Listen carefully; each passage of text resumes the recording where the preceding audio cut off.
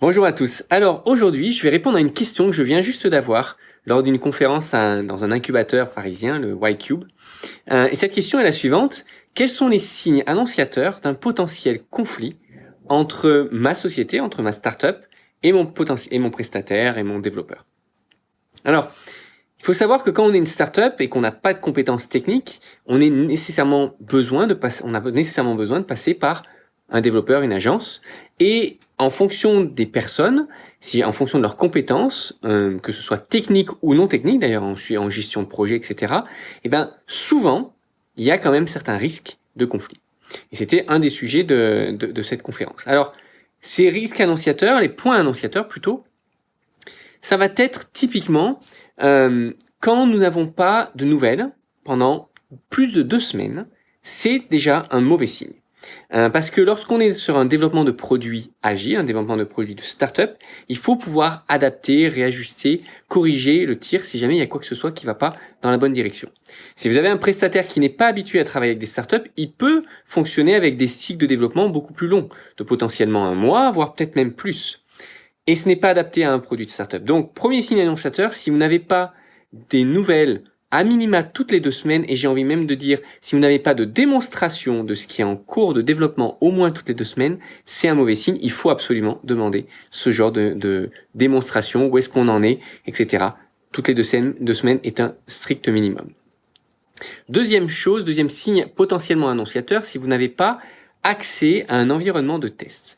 Alors, c'est peut-être un peu moins vrai sur la ou les 2 ou 3 premières semaines, mais très rapidement, si on est vraiment dans un cycle de développement agile, votre développeur ou votre agence doit vous mettre à disposition un environnement de test où vous pouvez voir l'évolution.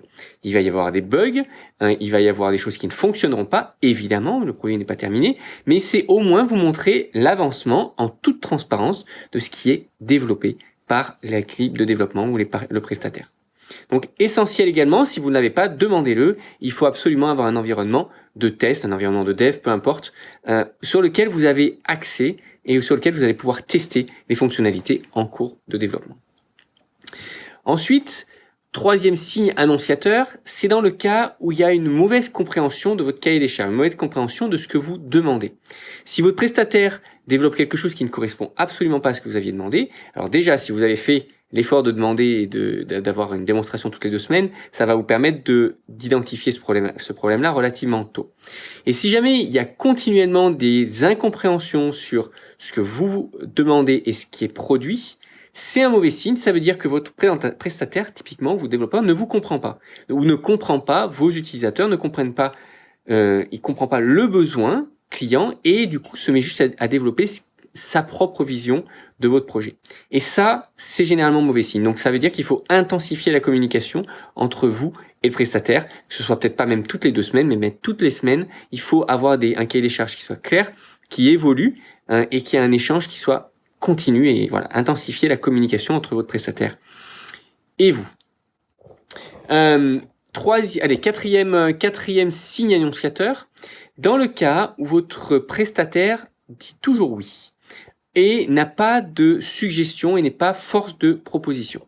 Alors, ça, c'est en fonction de la culture, en fonction de là où est votre prestataire. Évidemment, si c'est quelqu'un qui a la même culture que vous, c'est quelque chose qui sera normalement un peu plus vrai, mais il faut vraiment trouver un prestataire qui est force de proposition, qui est là et qui va être là pour aussi vous dire quand vous allez dans une mauvaise direction. Je sais typiquement dans d'autres cultures, par exemple, quand on outsource en Asie, etc., c'est des cultures où ils vont vraiment dans le sens du client et ils ne vont pas à l'encontre de ce que vous demandez. Donc, ils vont juste exécuter ce que vous leur demandez. Et c'est pas forcément bon signe parce que ils peuvent être force de proposition, ils peuvent avoir une expérience sur des produits ou des développements similaires et donc c'est vraiment intéressant et important de les prendre en considération. Donc si votre prestataire n'est pas force de proposition, c'est pas un très bon signe. Il est important qu'il s'implique dans le projet et qu'il comprenne les bénéfices de vos utilisateurs, les bénéfices de votre solution. Un 5e point, c'est qui est peut-être annonciateur. Alors qui est malheureusement habituel, mais sur lequel vous pouvez encore une fois demander un changement, c'est si votre prestataire ne vous donne pas accès rapidement au code source. Les codes sources, c'est la clé de votre château fort. C'est vraiment essentiel pour pouvoir continuer votre projet avec ce prestataire-là ou avec d'autres, ou pouvoir demander à d'autres personnes de faire des audits. C'est un petit peu ce que nous, on fait aussi à MyCTOFriend. Il faut que vous puissiez avoir accès à votre code source. C'est indispensable pour pouvoir demander l'avis à un tiers sur ce qui est développé. Et même pour pouvoir continuer et faire perdurer votre produit. Donc, si votre prestataire rechigne à vous donner les codes sources, c'est un signe annonciateur qui peut-être avoir quelque chose à cacher, qu'il n'est pas confortable avec le deal que vous avez. Donc, dans ce cas-là, il est important de mettre les choses sur la table, de discuter avec lui de pourquoi. Est-ce qu'il a il n'a pas suffisamment facturé, etc. Il peut y avoir une raison cachée, mais en tout cas, dans une bonne relation avec un bon prestataire, vous utilisez vos propres dépôt de code source. Moi, je recommande Bitbucket parce qu'il est gratuit au début.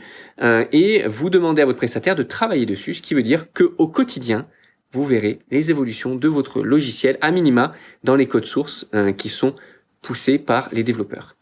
Et ainsi, vous pouvez savoir si oui ou non votre prestataire travaille continuellement sur votre projet ou si pendant 2 ou 3 semaines, il n'y a pas du tout d'avancée, il n'y a plus de développement. Là, vous le voyez directement parce que vous voyez le travail au quotidien des développeurs. Et un petit peu, un des derniers points, le dernier point, qui est un petit peu lié à celui-ci, c'est l'accès à votre infrastructure. De la même manière que les codes sources, il est indispensable en tant que fondateur de startup d'avoir accès à votre infrastructure serveur, à votre infrastructure du système d'information. Et donc, c'est encore une fois, vous qui devez souscrire à un abonnement, que ce soit pour votre nom de domaine, que ce soit pour votre hébergement, pour peut-être l'hébergement cloud, Amazon Web Services, Google, etc. Et vous devez donner accès à votre prestataire à cet abonnement-là pour qu'il puisse déployer votre solution. Il est indispensable que vous gardiez le contrôle de cet accès et typiquement, si vous êtes sur des environnements cloud, je vous invite même à vous garder le contrôle super administrateur et donner un sous-compte à votre prestataire. Comme ça, même s'il y a un cas de conflit, vous aurez toujours la clé pour accéder à votre environnement.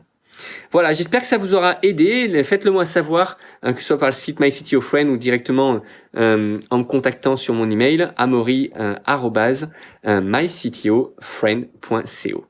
Je vous dis à très bientôt pour un prochain épisode. À bientôt.